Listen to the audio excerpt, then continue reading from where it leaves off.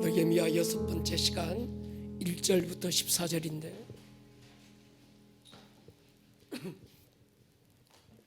우리 같이 한번 가정에서도 우리 같이 읽었으면 좋겠습니다.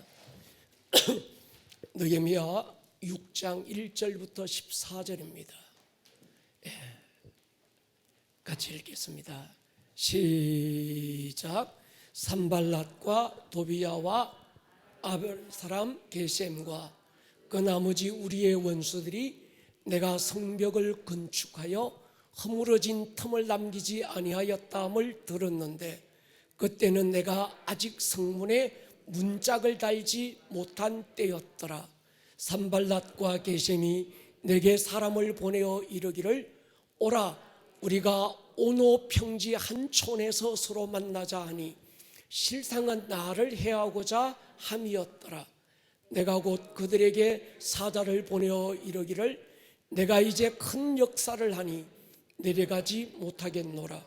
어찌하여 역사를 중지하게 하고 너희에게로 내려가겠느냐 하매 그들이 4번이나 이같이 내게 사람을 보내되 내가 똑같이 대답하였더니 산발랏이 5번째는 그 종자의 손에 봉하지 않은 편지를 들려 내게 보냈는데 그 글에 이르기를 이방 중에도 소문이 있고 가스무도 말하기를 너와 유다 사람들이 모반하려 하여 성벽을 건축한다 하나니 내가 그 말과 같이 왕이 되려 하는도다. 또 내가 선지자를 세워 예루살렘에서 너를 들어 선전하기를 유다의 왕이 있다게 하였으니 지금 이 말이 왕에게 들릴지라.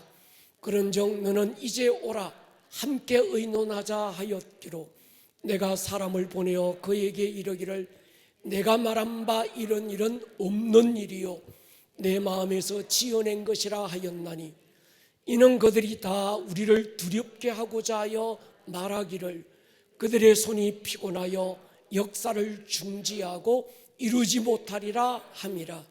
이제 내 손을 힘있게 하옵소서 하였노라.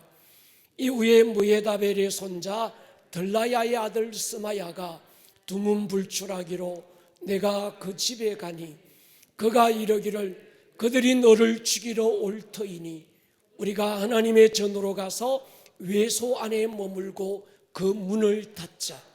저들이 반드시 밤에 와서 너를 죽이리라 하기로 내가 이르기를 나 같은 자가 어찌 도망하며 나 같은 몸이면 누가 외소에 들어가서 생명을 보존하겠느냐. 나는 들어가지 않겠노라 하고 깨달은 적 그는 하나님께서 보내신 바가 아니라 도비야와 산발랏에게 뇌물을 받고 내게 이런 예언을 함이라. 그들이 뇌물을 준 까닭은 나를 두렵게 하고 이렇게 함으로 범죄하게 하고 악한 말을 지어 나를 비방하려 함이었느니라.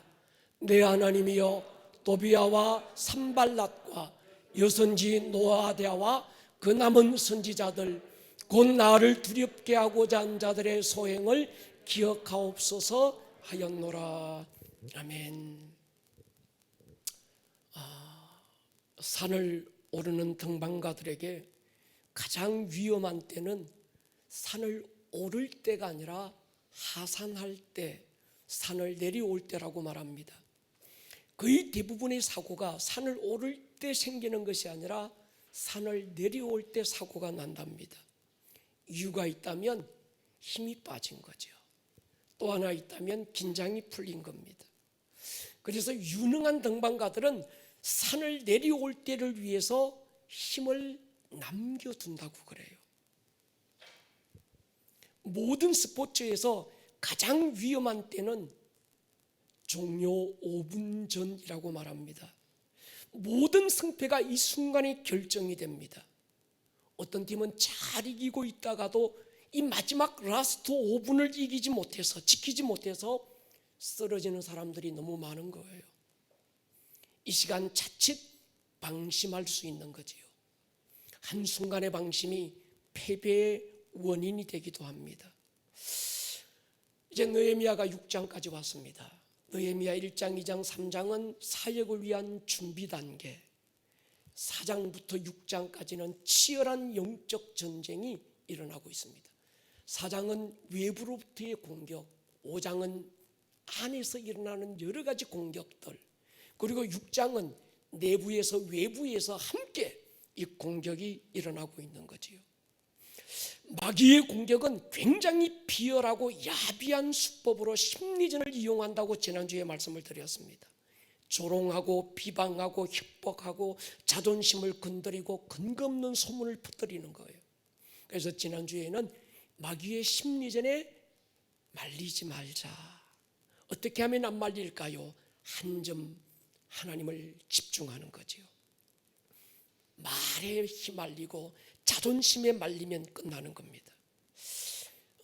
6장에는 내부 외부의 연합 공격이 일어납니다. 여러분, 영적 사역일수록 안팎으로 원수가 공격해와요. 지난주에도 말씀드렸습니다. 죽은 시체에게 실탄을 낭비하는 어리석은 병사는 없습니다.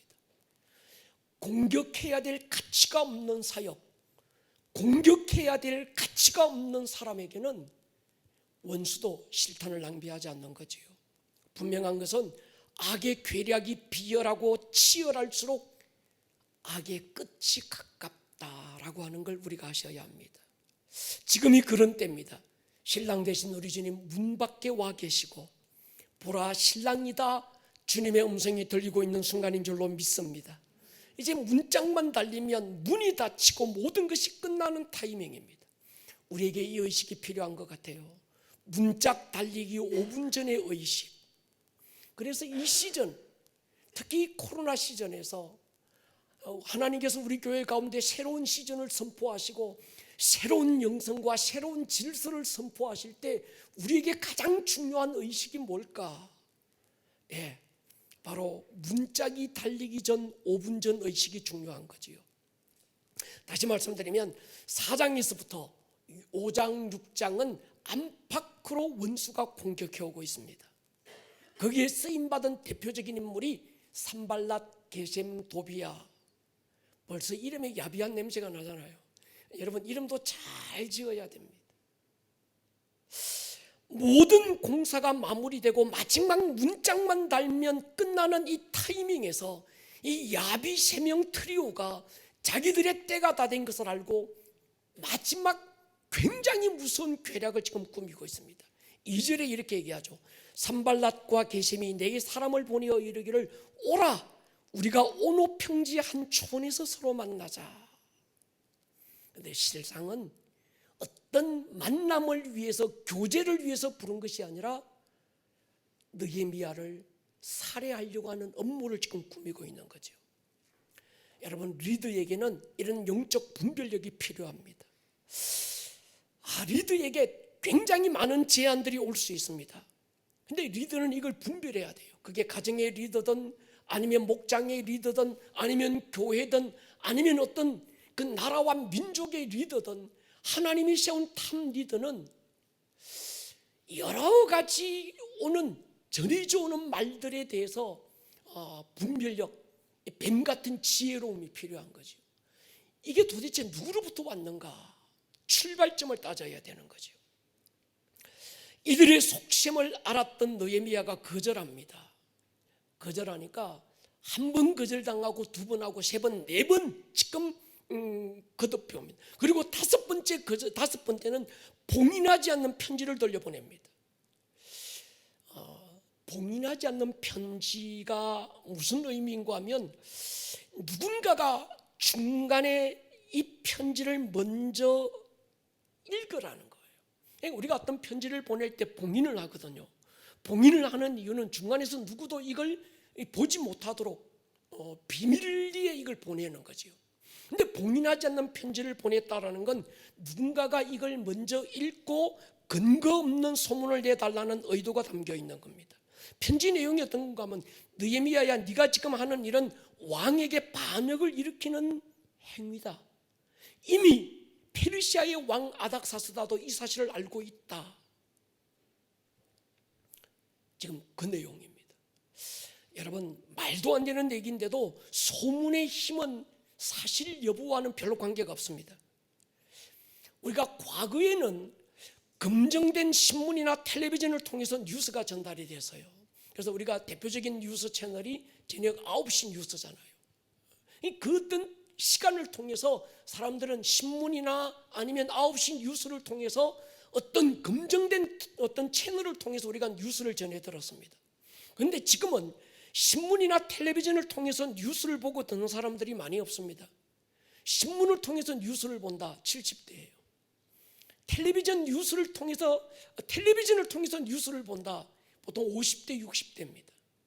30대 40대는 대개 다음이나 네이버를 통해서, 조금 더 젊은 세대는 구글을 통해서, 더 젊은 세대는 유튜브를 통해서, 영상을 통해서 모든 뉴스를 보는 거예요.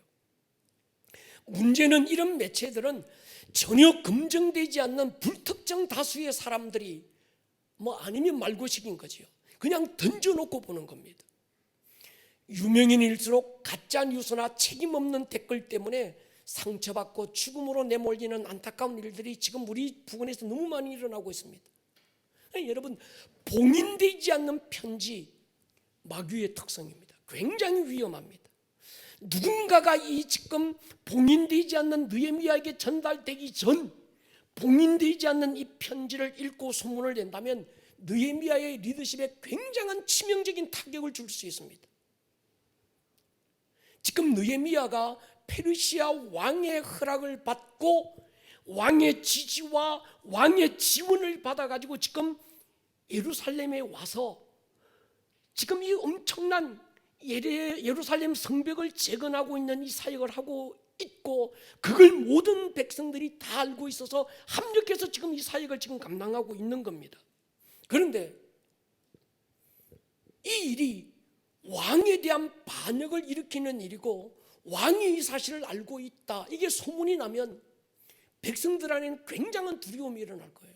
야, 왕이 이 사실을 알고 있다. 그리고 지금 우리는 속아서 느헤미야가 자기 왕국을 건설하고 자기 세계를 만들기 위해서 지금 이 일을 하고 있는데, 우리가 느헤미야가 이게 속았구나 이렇게 된다고 한다면 느헤미야의 리더십은 굉장히 타격을 받는 거죠. 만약에 왕이 알고 있다, 왕이 이 사실을 알고 있다면 그냥 둘 리가 없는 거죠. 군대를 일으켜서 뭡니까? 느헤미야를 공격해 올 게 틀림없습니다.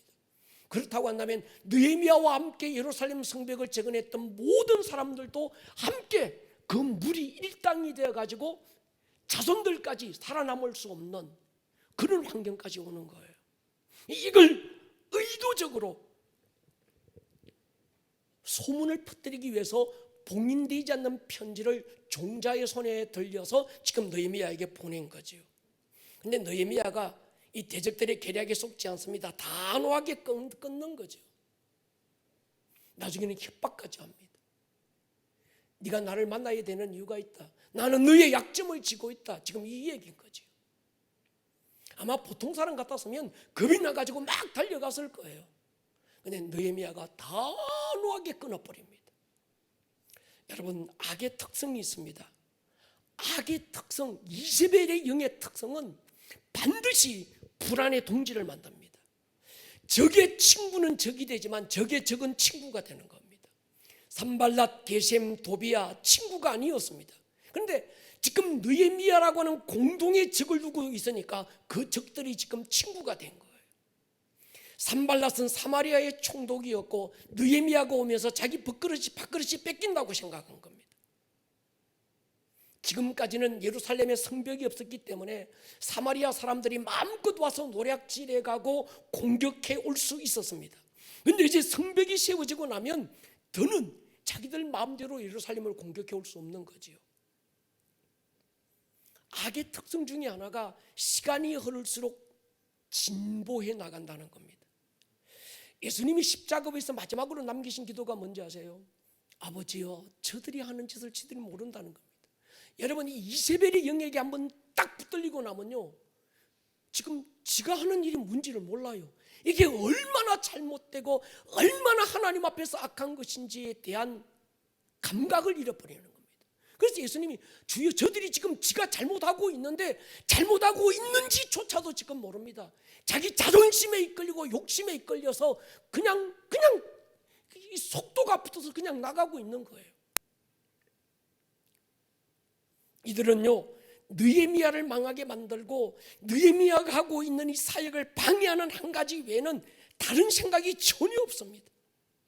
근데 우리가 오늘 이 밤에 집중해야 될 건 느헤미야의 반응이죠.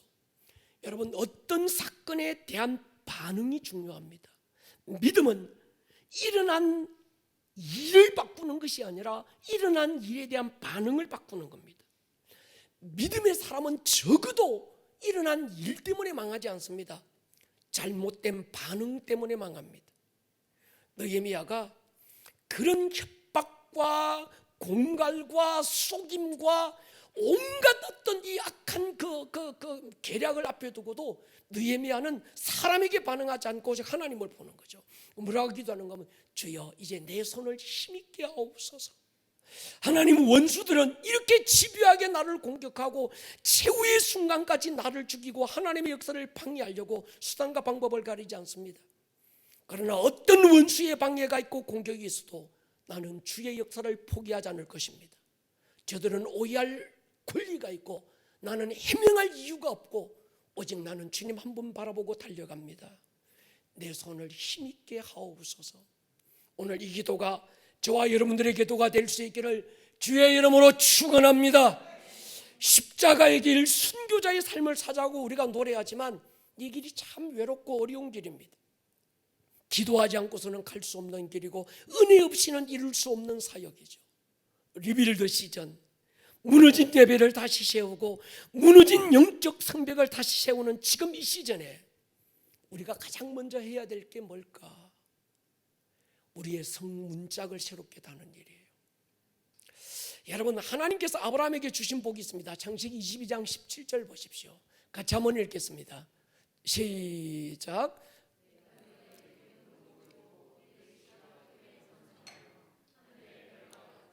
바닷가의 모래와 같게 하리니 내 씨가 그 대적의 성문을 차지하리라.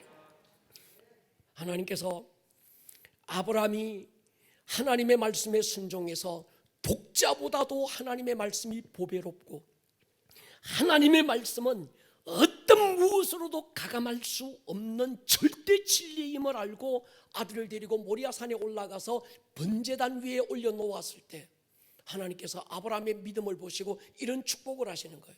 내가 네게 큰 복을 주고 내 씨가 크게 번성하여 하늘의 별과 같고 바닷가의 모래와 같게 하리니 내 씨가 대적의 성문을 차지한다. 성문, 대적의 성문, 이 말은 뭔가 하면 대적의 권세, 대적의 권위, 그 말이죠. 그러니까 하나님께서 이 아브라함이 독자 이삭을 모리아산에 바쳤을 때 하나님께서 아브라함아, 너의 씨 가운데서 대적의 성문을 닫아버릴, 모든 어둠의 영들에 대한 문짝을 닫아버릴, 모든 대적의 영적 권위를 닫아버릴 어떤 그 하나님이 주신 어떤 그 자손들이 나온다는 거예요. 그게 바로 예수 그리스도, 하나님의 독생자를 약속하신 거죠. 아브라함이 모리아산을 오를 때는 자기 아들 이삭을 데리고 올라갔지만 번제단의 사건 이후에 그 모리아산에서 내려올 때는 하나님의 독생자 예수 그리스도에 대한 약속을 받아서 내려오잖아요. 그 예수님은 아브라함의 씨에서 나올 것인데, 씨를 통해서 이 땅에 오실 것인데, 그 아브라함의 씨를 통해서 오실 예수 그리스도, 그가 모든 어둠의 영들의 사단의 문을 닫아버릴, 할렐루야, 그 약속을 받아서 오신 거죠. 그 약속을 따라서 예수님은 십자가와 부활 사건을 통해서 마귀의 머리를 밟아버리고 그 다음에 주의 몸된 교회에게 이 복을 주십니다. 마태복음 16장 보십시오. 또 내가 네게 이르노니 너는 베드로라. 내가 이 반석 위에 내 교회를 세울 것이다. 음부의 권세가 이기지 못한다. 음부의 권세, 이건 지옥의 대문, 마귀의 권위. 창세기 22장에서 하나님께서 아브라함에게 약속하셨던 그 복, 대적의 성문을 닫아버릴 것이다. 대적의 모든 문짝을 닫아버릴 것이다. 그 약속했던 그 약속이 예수님이 이 땅에 오셔서 십자가와 부활을 통해서 이루시고 그 복을, 그 권세를 누구에게 주셨는가 하면 교회에 주신 거예요. 오늘 저와 여러분들이 그 교회임을 믿음으로 선포합니다. 성경에서 무는 권세, 권위를 뜻합니다. 우리가 이스라엘에 가서 유적지를 살펴보면 이스라엘은 마을이나 성이, 한 성이 있고 한 마을이 있다면 그 성과 마을은 평지에 세워진 게 아니라 언덕 위에 세워져 있습니다. 그러니까 여러분, 저와 함께 이스라엘을 다녀오신 분들은 틀림없이 보셨을 거예요. 그래서 이스라엘에 가보면 어떤 지역과 도시의 이름에 텔이라는 단어가 많습니다. 텔은 히브리어로 언덕, 그런 뜻이죠. 이스라엘의 수도가 텔아비브인데, 텔아비브에서 아비브는 봄이라는 뜻이고 텔은 언덕, 그래서 이스라엘의 수도인 텔아비브는 봄의 언덕, 그런 뜻을 가지고 있습니다. 왜 이스라엘의 마을, 성이 어떤 이런 평지가 아니라 높은 어떤 이런 언덕 위에 세워져 있는가 하면, 고대 근동에는 전쟁이 많았습니다. 도시나 성이 언덕 위에 있어야 적이 어디서 오는지 공격해 오는 방향을 알고 미리 대비할 수 있는 어떤 그게 되는 거죠. 그래서 우리가 이스라엘에 가서 고대 유적지들을 살펴보면 하나의 도시나 마을이 발견되면 그 마을 아래 땅을 더 깊이 파가 보면 한 100년 전 마을과 그 성이 또 있고요, 그 아래를 또 파고 들어가면 100년 전, 50년 전에 했던 그 마을들이 또 그 밑에 있는 거예요. 그러니까 한 도시가 있으면 이게 또 무너지고 나면 그 위에다가 또 마을을 짓고 성을 짓고, 그게 또 무너지고 나면 그 위에 또 어떤 하나의 그 성이나 마을을 또 짓는 거예요. 근데 그 성 앞에는 성문이 있고 그 성문 앞에 왕이 앉는 돌 의자가 있습니다. 사진 하나 보여드릴게요. 요겁니다. 여기가 어딘가 하면, 저 사람이 지금 왕이 앉아있는 그 성문 문짝 바로 앞에 있는 그 의자에 앉아있는 사람이 전데, 제가 왕이라는 뜻이 아니고 저는 왕이 앉는 자리거든요. 우리 성도님들께 제가 한번 자료로 보여드리고, 그때 아마 저와 함께 이스라엘 가신 분은 저 텔 아시죠? 텔단, 갈릴리에서 쭉 북쪽으로 돌아가 보면 단 지파가 살았던 텔단이 있고, 텔단에서 조금 여로보암이 거기다가 금송아지 만들고 했던, 거기서 조금 더 내려오면 우리가 꿀밤, 도토리 큰 거 딴 거 아시죠? 거기서 조금 뒤로 해서 내려오다 보면 거기 한 마을이 있는데, 거기가 유적지이고 그 유적지 바로 앞에 큰 성이 있는데, 그 성문 앞에서 제가 찍은 사진이 방금 그 사진입니다. 왕이 이 의자에 앉아서 하는 일이 뭔가 하면 재판을 하는 거예요. 그리고 백성들을 만나주는, 그래서 왕이 어떤 일들을 두고 선포할 때는 이 의자에 앉아서 선포하고 재판을 합니다. 왕이 그 자리에 앉으면 온 백성들이 성문 앞으로 모이는 거예요. 그러니까 성문은 권위의 상징입니다. 영적 지도자의 상징이죠.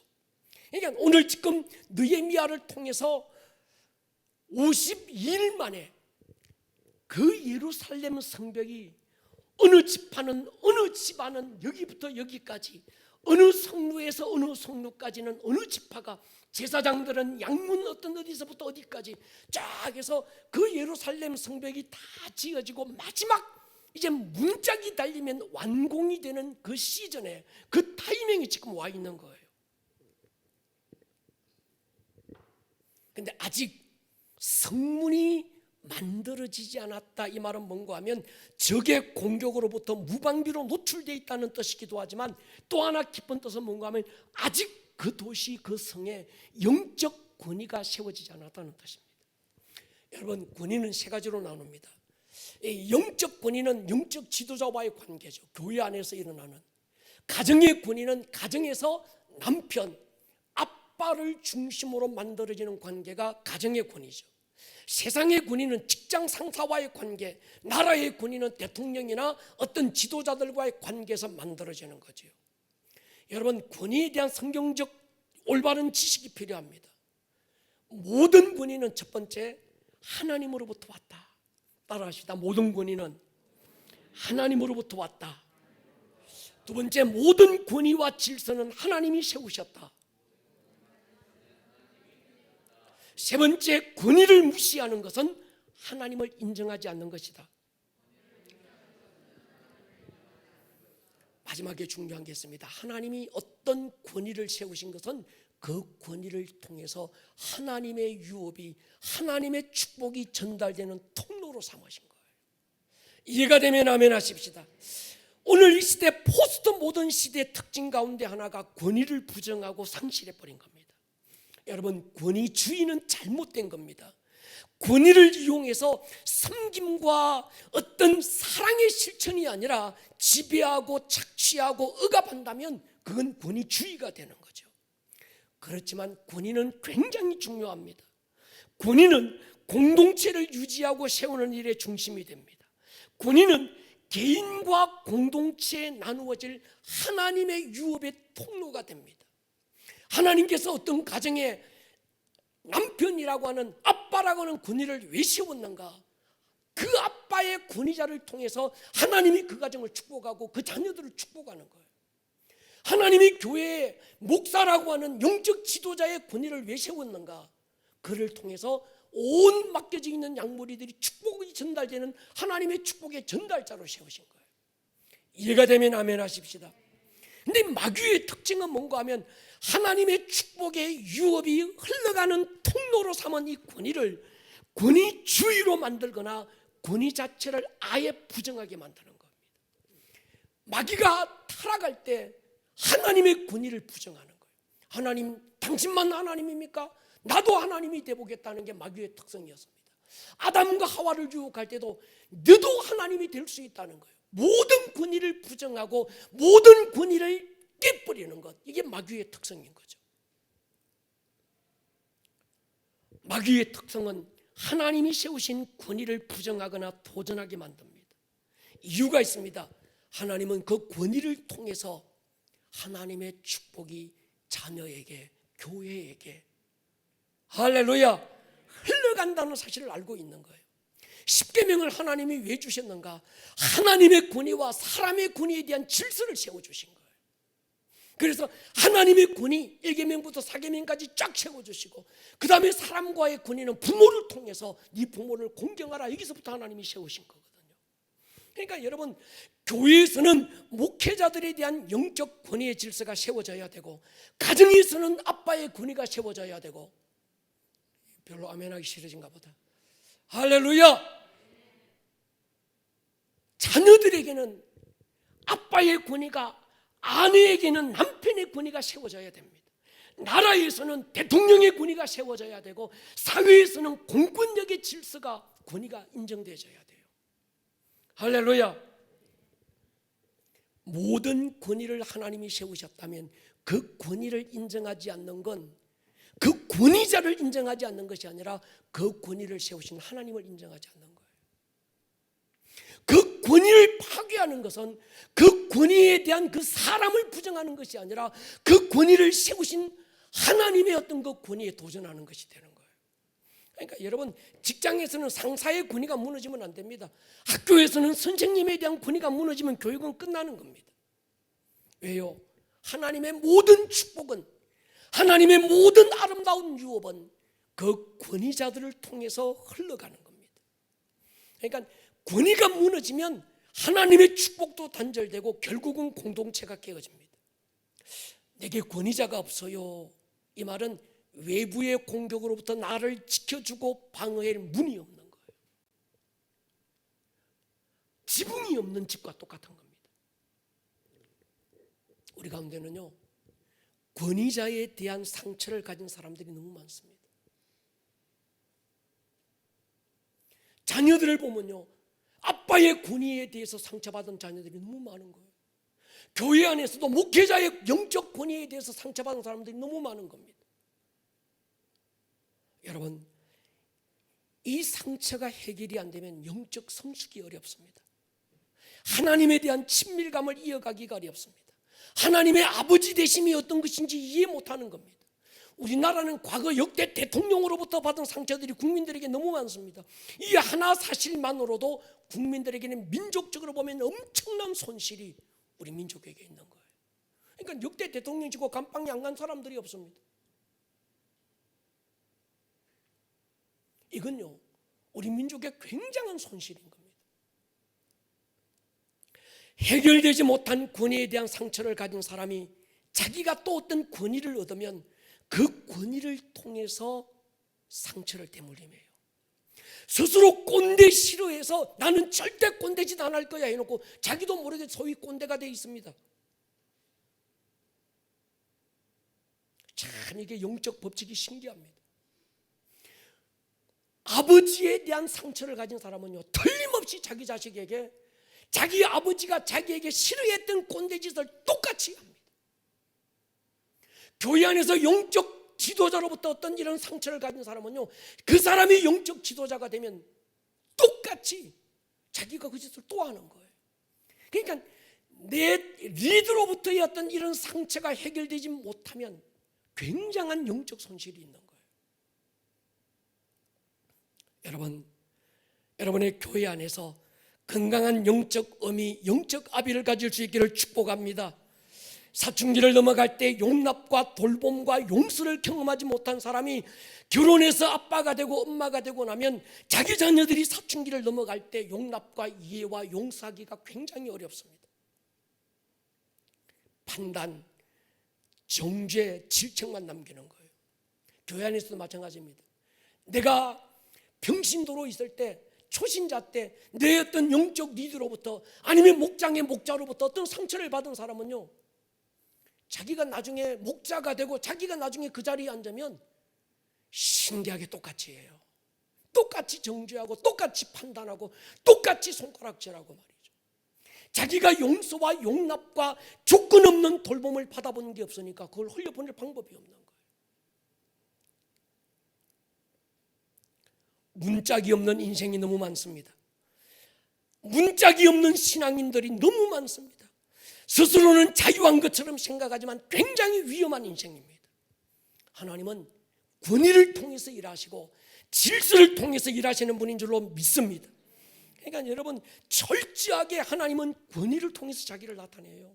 내 상위 권위자를 통해서 하나님의 뜻을 계시하시고 하나님이 세우신 질서를 통해서 하나님은 일하시는 겁니다. 민수기 12장에 보면 모세가 실수를 해요. 구스 이방 여인을 아내로 취합니다. 흑인을 아내로 취한 거예요. 이 일로 아론과 미리암이 모세의 영적 권위를 비방하고 무시하고 판단하잖아요. 뭐라고 그럽니까? 모세야, 하나님이 너하고만 말씀하시더냐? 우리에게도 말씀하지 아니하셨느냐? 이 이야기를 들은 하나님이 진노하시잖아요. 민수기 12장 2절에 보십시오. 그들이 이르되 여호와께서 모세와만 말씀하셨느냐? 우리와도 말씀하지 않으셨느냐? 누가요? 여호와께서 이 말을 들으셨더라. 여러분, 이 말이 굉장히 중요합니다. 하나님이 들으셨다. 그래서 하나님께서 모세와 미리암과 아론을 회막으로 부르십니다. 그리고 아론과 미리암만 따로 세우시고 이렇게 말씀해요. 6절 8절 보면 이르시되 내 말을 들으라. 너희 중에 선지자가 있으면 나 여호와가 환상으로 나를 그에게 알리기도 하고 꿈으로 그에게 말하기도 하거니와 내 종 모세와는 그렇지 아니하니 그는 내 온 집에 충성함이라. 그와는 내가 대면하여 명백히 말하고 은밀한 말로 하지 아니하여 그는 또 여호와의 형상을 보고는 너희가 어찌하여 내 종 모세 비방하기를 두려워하지 아니하느냐. 하나님이 모세의 편을 들어주세요. 그리고 미리암과 아론에 대해서 하나님이 진노하시는데 신기하게도 아론은 살짝 야단만 꾸중을 치고 하나님이 벌은 안 줍니다. 미리암만 문둥병이 걸리는 거예요. 왜 아론은 제껴놓았을까? 아론은 대제사장이거든요. 그 권위의 질서와 하나님이 그 질서를 하나님이 지켜주시는 거죠. 나중에 우리가 그 성막을 배울 때 지성소 바로 언약궤 앞에 세우는 것이 아론의 쌍난지팡이잖아요.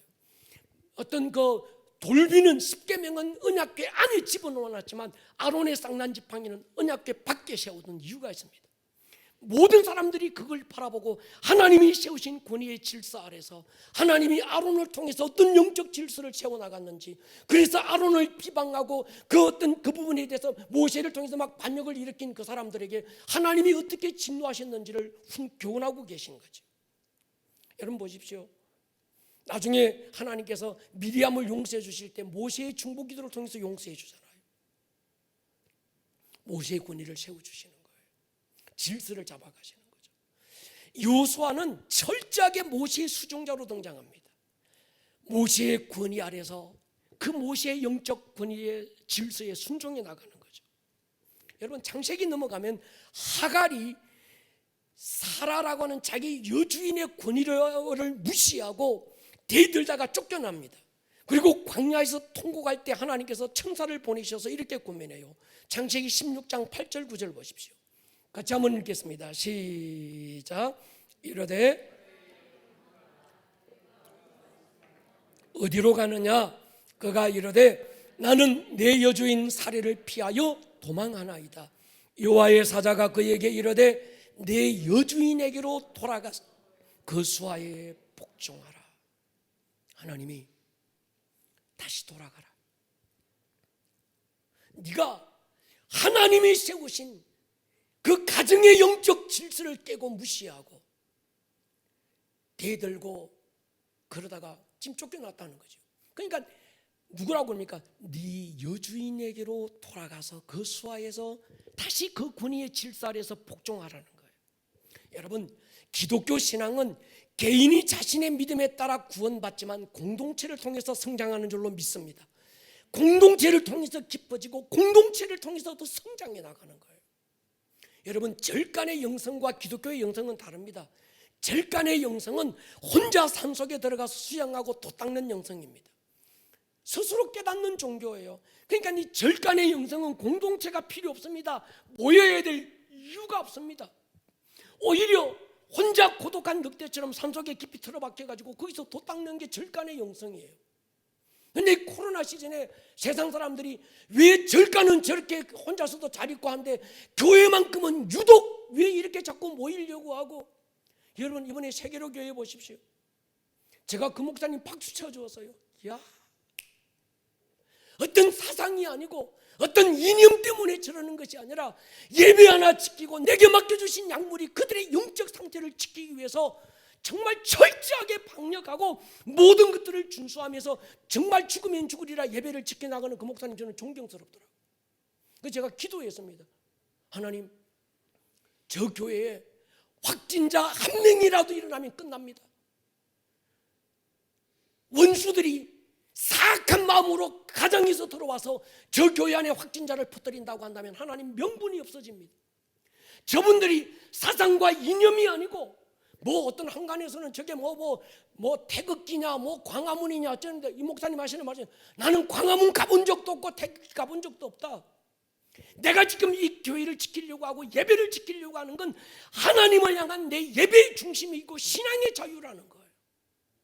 그래서 제가 그래서요, 같이 교제하는 어떤 그 교수님과 그 총회 아는 분들에게 이건 교단 차원에서 해야 되고 총회장들이, 그 많은 총회장들 지금 어디 갔냐는 거예요.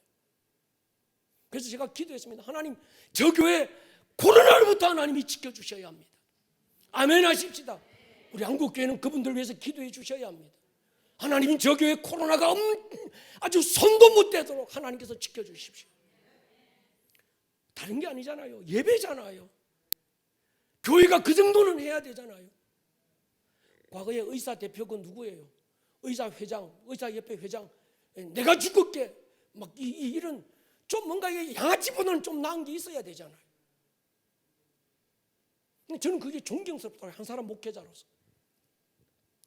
사랑하는 여러분, 교회가 이처럼 모이려고 하고 모이지 않으면 차라리 목숨 내놓고 하는 이유가 뭡니까? 우리는 이 공동체를 통해서 우리가 성숙해 나가고 공동체를 통해서만 우리의 신앙이 지켜지는 거예요. 여러분, 교회 공동체 굉장히 중요합니다. 동의하십니까? 교회 공동체를 지켜야 되는 거예요. 그러니까 저는 감옥의 영성을 믿지 않습니다. 한때 이름난 큰 도둑 조아무개 씨가 출소하면서 화제를 일으켰어요. 그가 감옥 안에서 하나님을 만났다, 거듭났다, 변화됐다, 전국교회 다니며 간증했습니다. 그런데 몇 달이 되지 않아서 또 다른 절도 행각으로 감옥에 들어가고 말았습니다. 그것도 푼돈 얼마 훔치다가 말이죠. 슈퍼마켓 들어가가지고 푼돈 얼마 훔치다가 이 사람이 또 잡혀서 들어갔어요.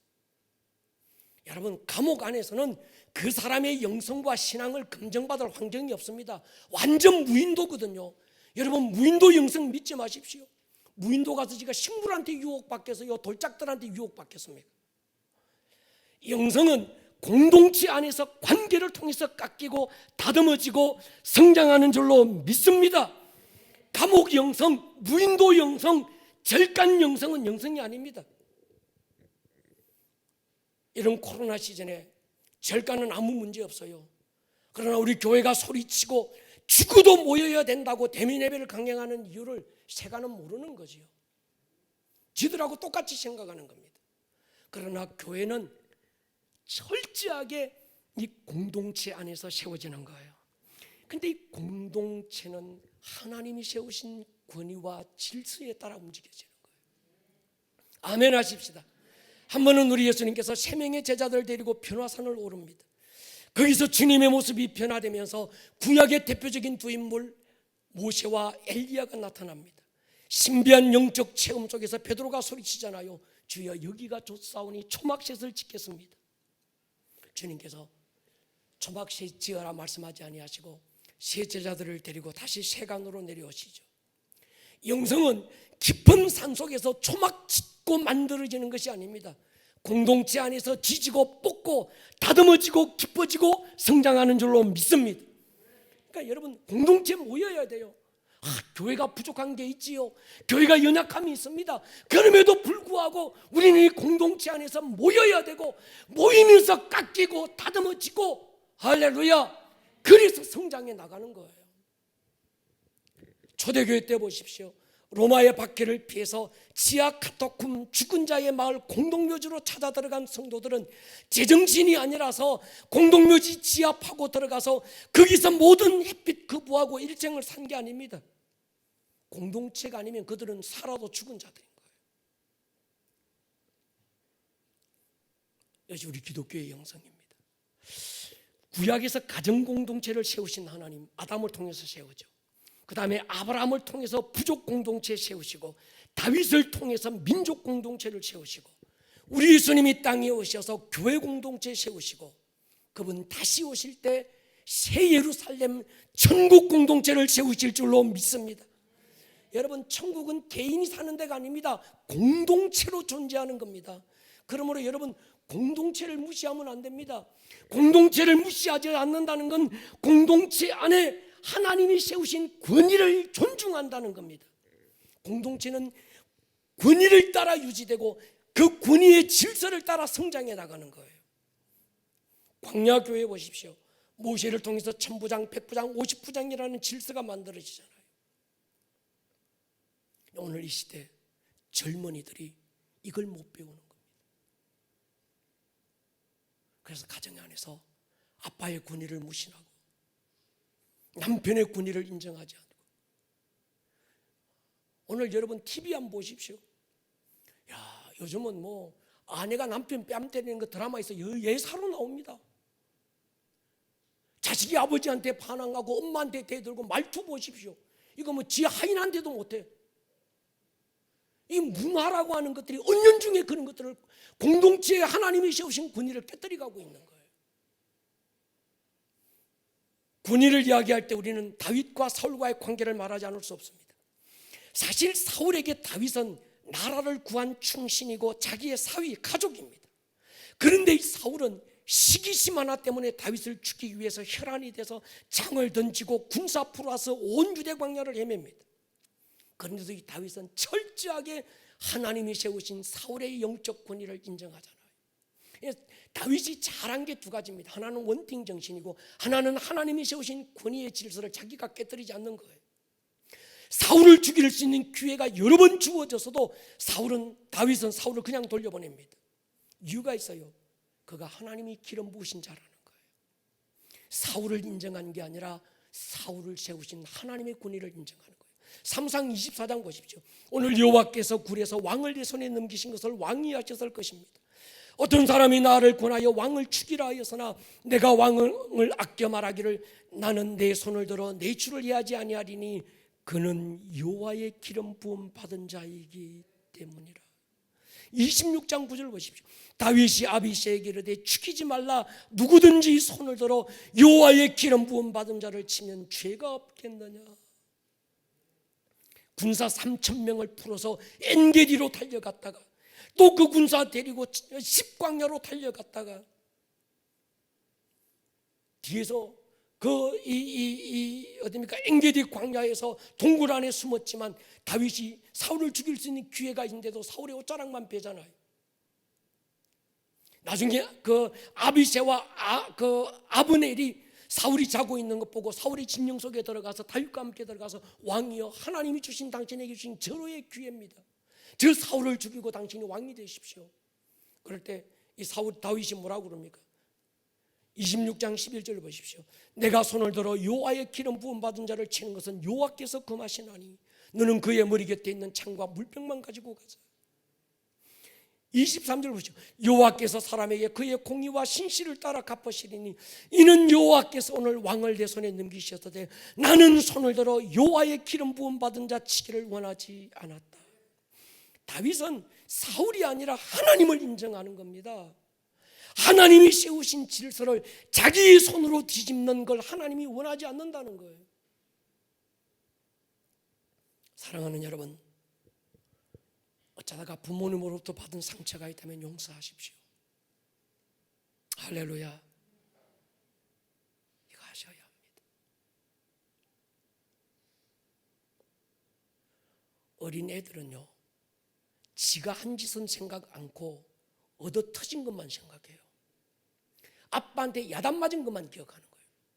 지가 야단 맞았을 때는 뭔가 틀림없이 잘못한 게 있을 텐데 그건 세월이 지나서 잊어버리고 아빠한테 야단 맞은 것만 기억하고 나 상처받았어 이러고 있는 거예요. 물론 부모가 잘 알지 못해서 먹고 사는 일이 힘들고 갑갑하다 보니까 교훈보다는 그저 내가 먼저 나가고 감정이 먼저 폭발할 수 있습니다. 그럼에도 불구하고 우리는 그걸 용서해드려야 돼요. 아멘 하십시다. 학창시절 선생님으로부터 받은 상처가 있다면 용서하셔야 합니다. 교회에서 만난 교육자들과 선생님들이나 영적 권위자들로부터 받은 상처가 있다면 진정으로 용서하셔야 합니다. 성문이 깨져 있으면요, 원수가 틈을 타요. 그 성문이 부서져 있으면 그 위로 바람이 파고 들어오는 거예요. 그 인생에 바람이 부는 사람들이 많습니다. 바람을 막아줄 권위가 없는 거예요. 주의 이름으로 축복합니다. 문짝 없는 인생이 되지 않을 수 있기를 축복합니다. 어쩌다가 여러분의 인생에 문짝이 깨어진 게 있다면 빨리 보수하셔야 합니다. 권위를 부정하는 건 지가 잘나서가 아닙니다. 그 사실이 자기에게 얼마나 손해인지를 모르는 무식함입니다. 그리고 권위자와의 관계를 빨리 회복하셔야 합니다. 무너진 영역에서 보수하고 새롭게 관계문을 여셔야 합니다. 또 하나, 마귀는 리더를 공격하거든요. 그러니까 여러분들이 하나님이 세우신 권위자를 위해서 기도하는 건 자기를 위한 거예요. 내 문짝을 위해서 기도하는 겁니다. 그들이 원수의 공격 앞에 그 문짝들이 깨어지지 않기 위해서 중보해 주셔야 되는 거예요. 그러니까 여러분, 원수는 철저하게 리더를 공격하고 그 리더만 무너지고 나면 한 공동체가 깨어진다는 걸 아는 겁니다. 그래서 지금은 산발랏 게셈이라고 하는 이 트리오가 느헤미야를 오노 평지 한 촌으로 부른 이유가 거기 있습니다. 오노 평지는 예루살렘과 사마리아와 중간지대거든요. 그 중간지대 DMZ 같은 곳에다가 복병을 매복해 두었다가 느헤미야가 오면 죽이겠다는 계략을 지금 꾸민 거예요. 여러분, 나에게 교회 안에서도 영적 아비 어미 같은 권위자가 있어야 돼요. 내가 믿고 존경하고 따를 수 있는 영적 권위자가 있어야 돼요. 반대로 나를 믿고 지지하고 따라줄 수 있는 영적 자녀들이 있어야 합니다. 바울에게 아들 디모데가 있었잖아요. 요수아에게는 모세가 있었습니다. 엘리사에게는 엘리야가 있었던 거죠. 만약에 이들이 자기들 위에 했던 이런 디모데에게 바울 같은 자기 인생에 문짝이 없거나 요수아에게 모세 같은 문짝이 없거나 엘리사에게 엘리야 같은 거대한 영적 철옹성 같은 어떤 이런 대문이 없었다고 한다면 그들은 그만큼 큰 사역을 감당하지 못했을 거예요. 창세기 9장에 보면 노아가 포도주에 취해서 장막 안에서 벌거벗고 잠들었습니다. 세 아들 가운데 함이 그것을 가려주지 못하고 아버지의 하체를 보고 형제들에게 가서 막 놀립니다. 셈과 야벳이 뒷걸음질 쳐서 들어가서 아버지의 하체를 덮어드리잖아요. 아버지의 군의를 존중하는 거지. 여러분, 우리가 볼 때 이게 별거 아니라고 생각하지만 그 일 한 사건으로 인해서 함은 자기만이 아니라 자자손손 저주를 받습니다. 이게 그 아버지의 아들의 아들을 통해서 어떤 이런 한 번 깨어진 문 그 틈새로 자자손손 어떤 이 저주의 바람이 막 불어오는 거예요.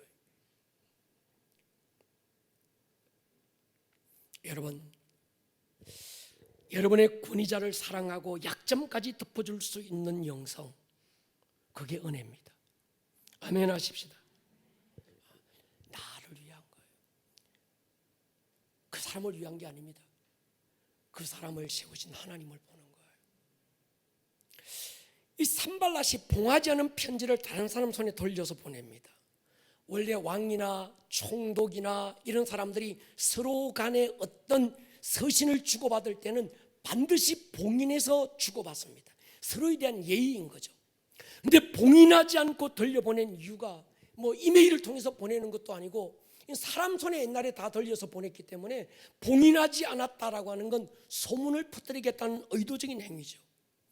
여러분, 마귀만큼 치사하고 야비하고 졸렬한 존재가 없습니다. 수단과 방법을 안 가리는 거예요. 느헤미야가 페르시아 왕을 배반하고 유대의 왕이 되려고 성벽을 쌓고 있다는 근거 없는 소문을 퍼뜨리기 시작합니다. 그리고 왕도 이 사실을 알고 있다 협박하는 거예요.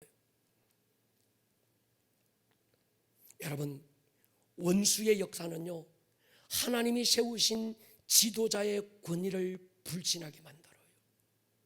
그리고 소문을 퍼뜨립니다. 원수가 쏜 불화살에 쓰러지고 넘어지는 하나님의 백성들이 얼마나 많은지 아십니까? 여러분의 리더와의 관계를 아름답게 유지하는 복의 길을 주의 이름으로 축원합니다. 하나님이 이 사실을 기억하신다는 거예요. 그래서 하나님께서 미리암과 아론이 했던 말을 들으셨더라 이렇게 나오는 거예요. 하나님께서 다윗이 사울을 죽일 수 있는 기회가 있었지만 하나님이 뭡니까? 다윗의 중심을 보셨다는 거예요. 한번 리더와의 관계가 깨어진 사람은 그것이 미혹이 돼서 또 다른 권위와의 관계를 깨뜨릴 수 있습니다. 우리의 삶에 밀봉되지 않는 편지를 조심하셔야 합니다. 근거 없이 퍼뜨리는 소문을 조심해야 합니다. 느헤미야는 하나님을 상대하잖아요. 하나님, 내 손에 힘을 주십시오. 하늘에 계신 나의 하나님으로 만들면 안 됩니다. 하늘에 계신 우리 아버지요, 우리라고 하는 공동체를 가진 자의 하나님을 우리는 기억하셔야 합니다. 내 신앙의 진면모가 어디서 발견될까? 우리가 부르는 노래 있잖아요. 이제는 내가 없고 오직 예수님만. 내 안에 내가 없고 오직 예수님만 있다는 사실을 어디서 증명해 보일까요? 깊은 산속이나 무인도에 가서 증명해 보일까요? 아닙니다. 공동체 안에서 보이고 증명하는 겁니다. 동의하십니까? 내 마음에 안 드는 그 권위자를 통해서 내가 증명되는 겁니다. 그러므로 여러분, 권위를 무시하면 안 됩니다.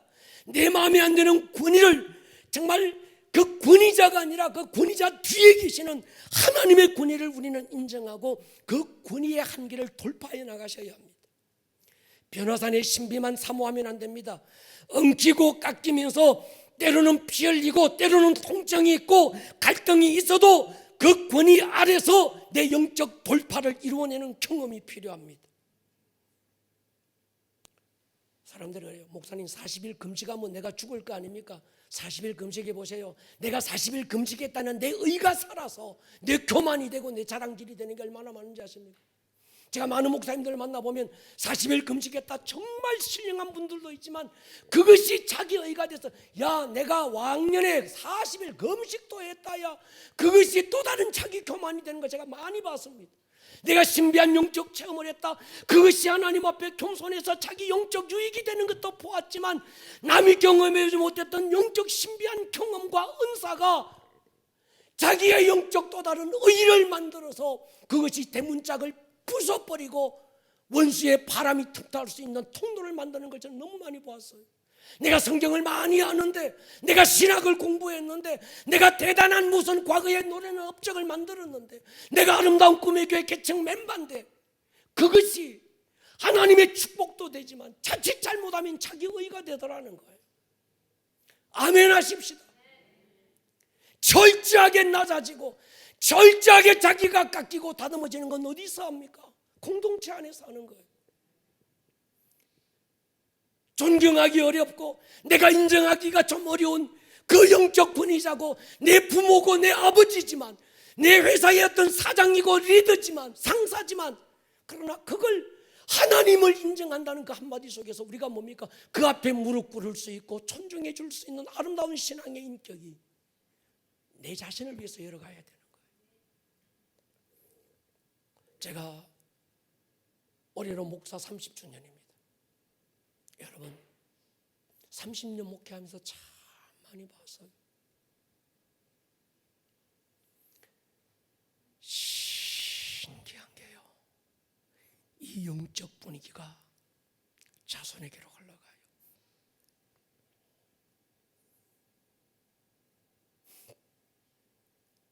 이 선뿌리가 대를 이어서 가는 거예요.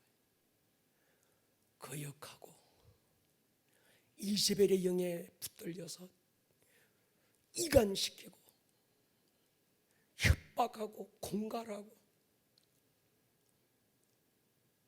자기 혼자만 똑똑하고 자기 혼자만 잘났고 그래서 모든 권위를 무시하고 여러분 문짝이 없는 거예요. 지금 예루살렘 성벽이 다 완공이 됐습니다. 이제 마지막에 문짝만 달아만 된 그 시점에 이 악의 대명사인 이 트리오가 산발랏 게셈 도비아가 느헤미야를 불러요. 누구를 공격합니까? 리드를 공격하는 거예요. 하나님의 세운 권위에 도전해 나가는 거예요.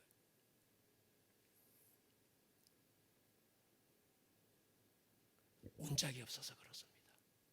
여러분의 인생에 문짝이 있기를 축복합니다. 그래야 닫을 건 닫고요, 그래야 열 건 열어요. 이게 없으니까 닫아야 될 때도 닫지 못하고 열어야 될 때도 열지 못하고 온갖 중요한 돌풍 다 불어서 그게 들어오고, 이게 오늘 우리의 영적인 문제라는 거예요. 영적인 문제. 그래서 여러분 자녀들은 얘들아 너희들 부모님들께 철저하게 복종해야 되고, 어쩌다가 그 부모님들이 여러분들에게 어떤 상처를 준 일이 있더라도 빨리 용서해드리고, 왜? 그게 나를 위한 거. 할렐루야.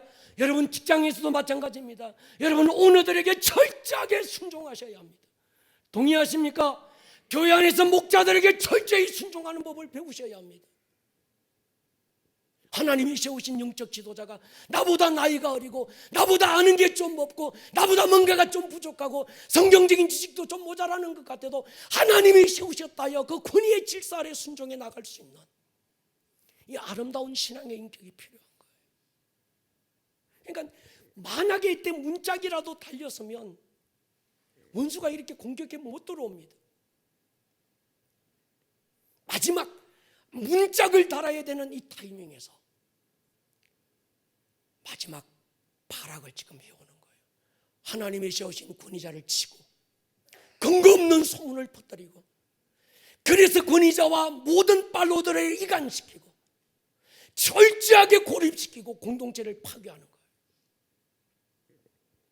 여러분 이 말은 굉장히 중요합니다.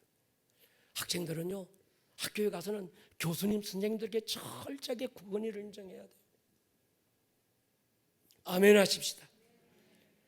잘못된 권위에 대한 심판은 내 역할이 아닙니다. 하나님의 주권에 맡기셔야 합니다. 우리의 역할은 순종하는 거고 그 권위를 인정하는 거고 존중해 드리는 겁니다. 오늘 이 밤에 우리의 문짝을 한번 점검해 보십시다. 여러분, 가정 안에서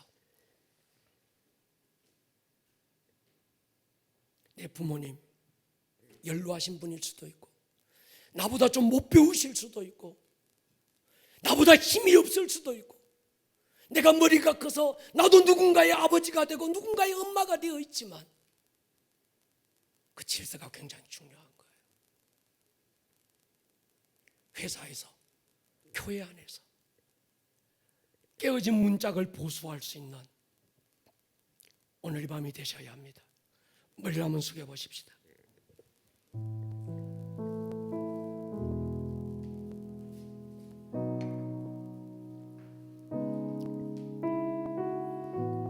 사랑하는 여러분, 오늘 이 밤의 말씀은 굉장히 중요할 수 있습니다. 내 안에 권위자에 대한 상처가 있다면 그 문제를 오늘 이 밤에 해결할 수 있기를 주의 이름으로 축원합니다. 지금입니다. 여러분의 마음으로부터 풀어드려야 합니다. 용서를 선포하셔야 합니다. 그 분야에 대해서 자유를 선포하셔야 합니다. 마귀는, 이세벨의 영들은 그 상처를 통해서 여러분들을 공격할 수 있습니다.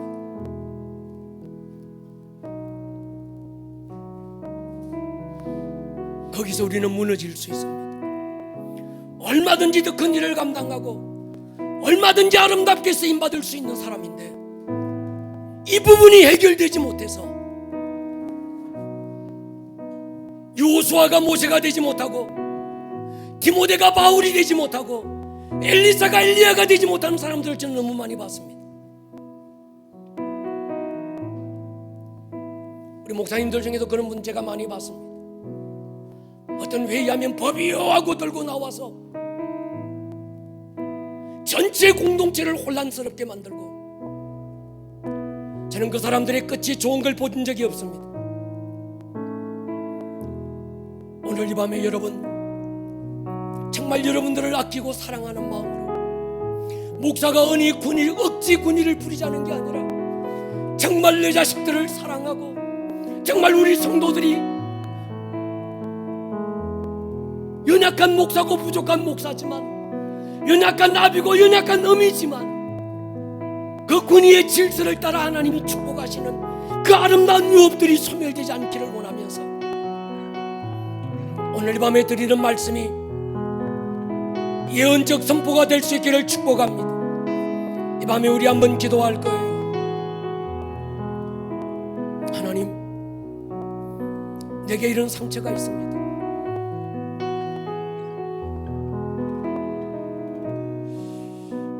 잘못된 권위 때문에 받았던 상처들이